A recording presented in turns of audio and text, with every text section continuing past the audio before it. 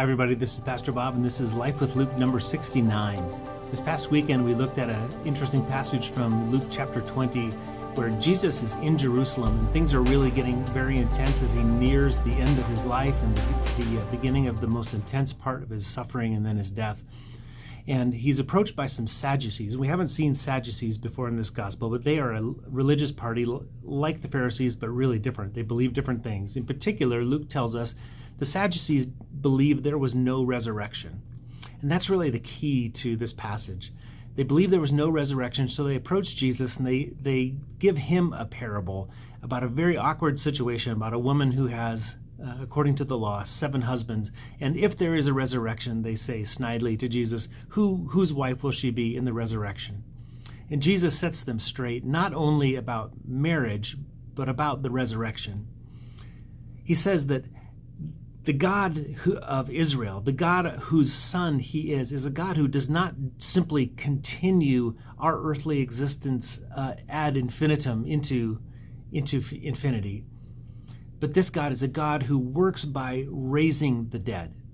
And he's referring, of course, to his own suffering and death, but also to the suffering and death that we experience.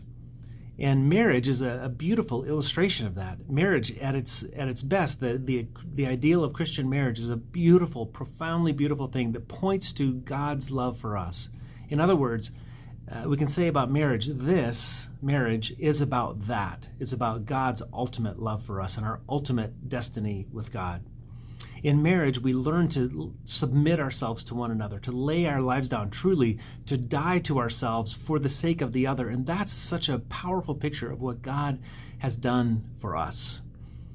Jesus is laying his life down for the world, even those who are crucifying him, because he knows that this is a God not of continuation of this life, but a God who raises the dead.